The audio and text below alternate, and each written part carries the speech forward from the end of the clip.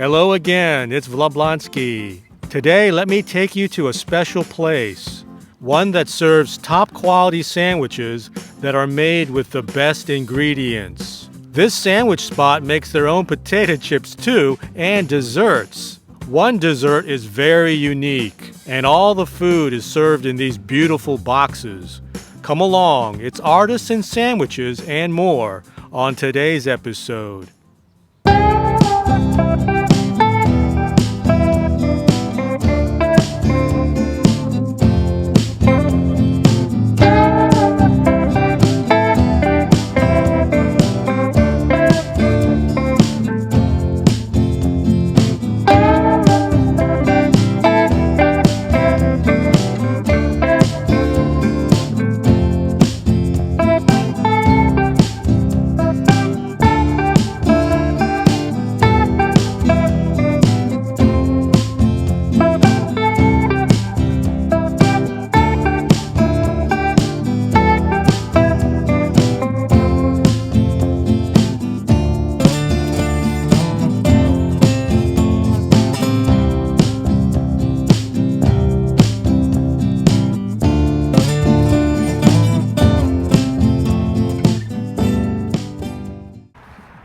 Okay, I went to Superette today, and that is a artisan sandwich counter, a sandwich vendor at the Boston Quarter Food Court in Boston, in Arlington County, Virginia, just across the river from Washington, D.C.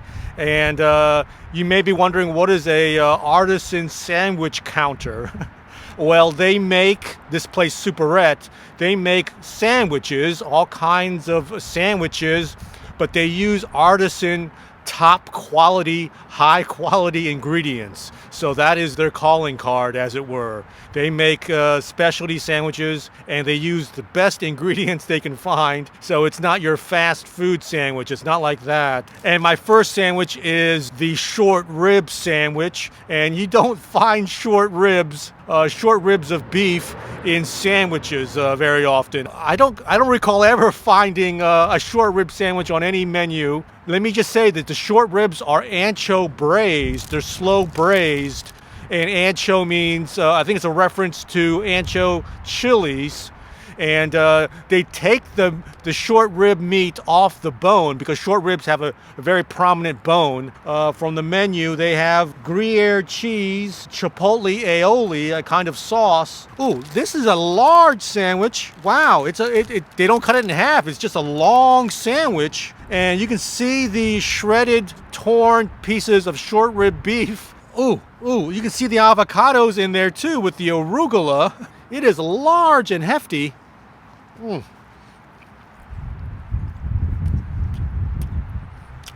Wow.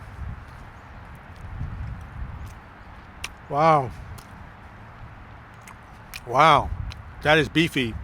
And I just got a little bit of beef, because usually when you're eating sandwiches, that first bite can be mostly bread. Most of the meat is in the interior. So let me just work my way into the sandwich.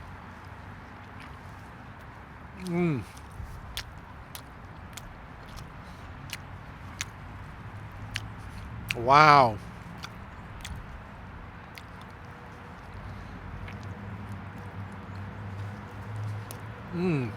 Wow. Texturally, it's very soft. I mean, the meat is very soft, and also the bread. This is a really kind of gentle and kind of pillowy bread, really. And the short ribs have been kind of shredded very finely, and it's very beefy. You can taste a hint of spiciness. I'm wondering if that's coming from the ancho braised method, or is it coming from the chipotle aioli that's on there? I don't know. Wow. And there's a creaminess too, coming from the avocados. Wow, and the cheese. So you have a kind of a gooey kind of membrane, a skin that kind of wraps around the beef, the melted Gruyere cheese. Oh, I hope I pronounced that right. Gruyere. I hope that's how you say it. Mmm. Mmm. Yeah, Gruyere cheese, if I remember correctly, is a kind of cheese that melts very easily. So it's used in recipes, I think, where you want the cheese to melt. So that's probably why they chose it on this sandwich. Wow. I'm having trouble putting it down because it's so good. It's a very tender, very beefy cut of meat. This is a really...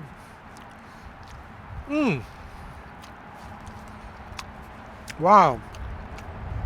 I was just going to say, it's a really good choice of high quality meat for a sandwich.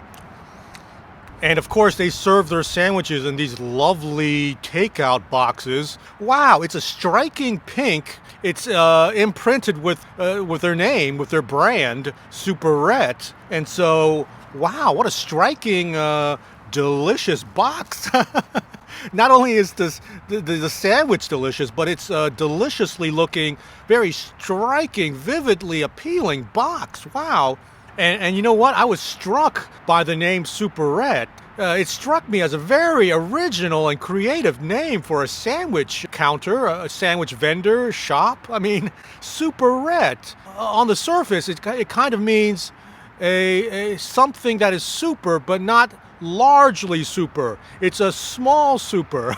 I mean, yeah, because when you have the E-T-T-E ending, like a cigarette is a small cigar. So you just add E-T-T-E to cigar and you get cigarette.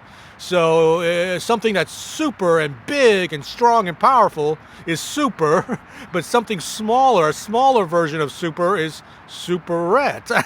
I mean, isn't that a great name? Because it's just a counter. It's not an actual shop or a store or a restaurant. Oh, let me just say that each order comes with a side item. You either get waffle fries or their house-made potato chips. And with the short rib sandwich, I got the potato chips. You can get them either barbecue flavored or lightly salted. Oh, these are lightly salted potato chips. Wow. Wow. Wow.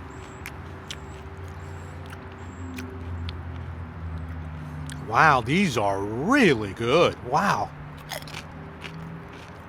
Oh my God. Oh my.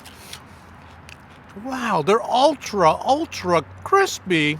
They're almost translucent. I mean, there's a nice shiny quality to it, and they're cut really thin. They have crisped up really well. There's a really nice snap to these house-made chips. And yeah, they aren't kidding. They are lightly salted. I mean, you can taste the salt, but the potato flavor comes through because the salt really doesn't overpower the potatoes. Wow. Okay, my next sandwich is the Reuben. And a Reuben is a traditionally Jewish deli sandwich that has pastrami in it. And pastrami, if my memory serves me correctly, is brisket. It's made from beef brisket, and it's been brined and dried, I think, and then steamed. And it's served with Swiss cheese. It has a Russian dressing, and it's served on marble rye. So this is a kind of traditional Jewish deli sandwich. Ooh, it really looks really good, and they're very generous with the pastrami.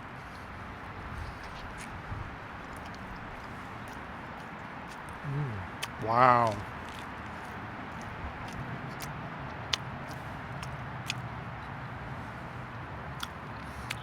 Wow, that's good. Oh my.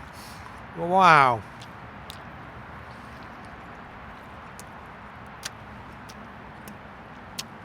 Oh.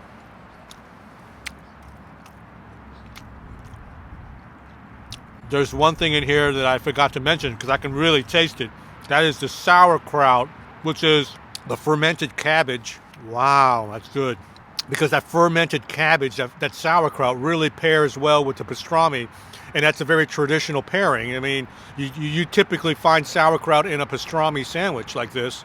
Wow, there really is a harmony in this sandwich. I can taste the rye bread too, and with the rye seeds making their presence known. Again, the balance of the savory pastrami, which is really soft and delicious, really tender and moist. And then you have the cheese, the Swiss cheese, jabbing the pastrami and complementing it, and the sauerkraut with its sourness, and then the whole thing just really blends together as you bite down on it. And in this box, I got the barbecued house-made chips. Let's see how these are. Ooh, they're nicely orangey from the barbecue seasoning.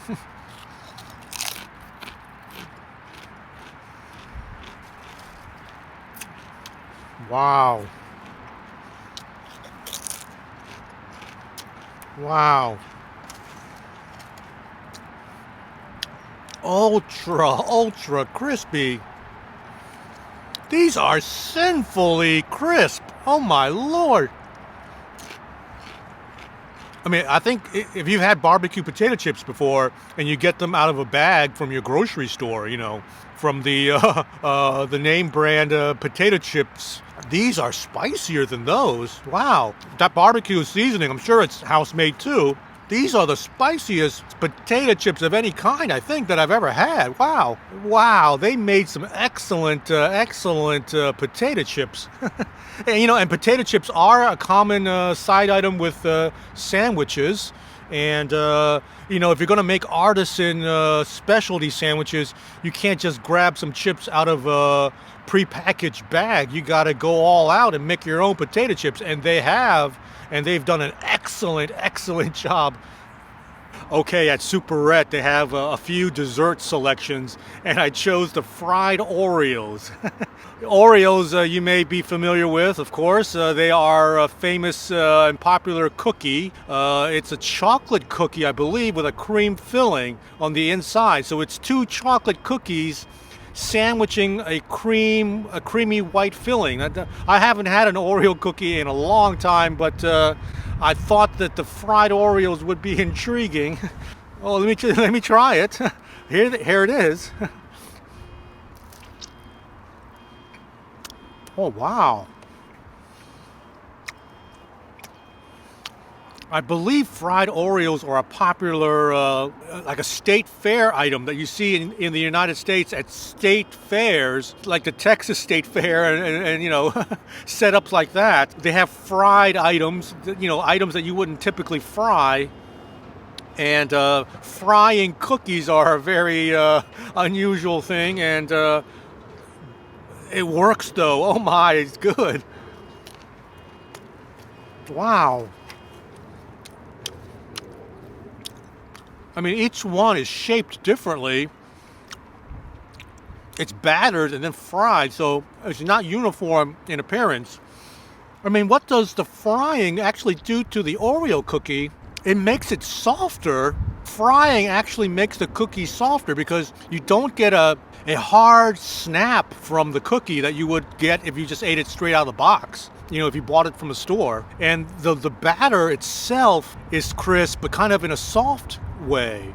I guess I should try the Oreo cookie with the cream sauce. Let me dip it in the accompanying cream sauce. Oh, it's kind of wet and thick at the same time. It has a creamy consistency and a creamy appearance to it. Oh, yeah. It is kind of creamy. Oh, let me get. Oh, let me get some more. Oh, wow. I'm trying to figure out what kind of cream it is. It tastes milky almost. It's like a milky cream. Wow. Oh. Wow. It tastes like the creamy filling on the in the interior of the Oreo. Yeah. I think maybe what they're after, the Superette, I think what they're after is they're trying to mimic the cream that's already in the interior of the Oreo. I think that's what they're trying to do. Wow.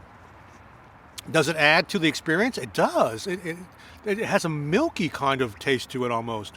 It's really good, but those fried Oreos are exceptional. And if you didn't have this creamy sauce or a condiment or whatever it is, you'd still have a great time of it. Wow. I mean, I am impressed by these fried Oreos. I mean, I'm not a huge cookie eater, but I am really liking those fried Oreos. Okay, I'm not going to finish all of the fried Oreos in one sitting. I'll take them back with me. It'll be easy to do so because it comes in a super cute cube box. Okay, so leave a comment in the comment section about anything that I ate today on this episode. I thank you for joining me and continuing all the way to the end. Please consider subscribing, leave a comment. I'll catch you on my next food adventure. I look forward to it. Bye-bye.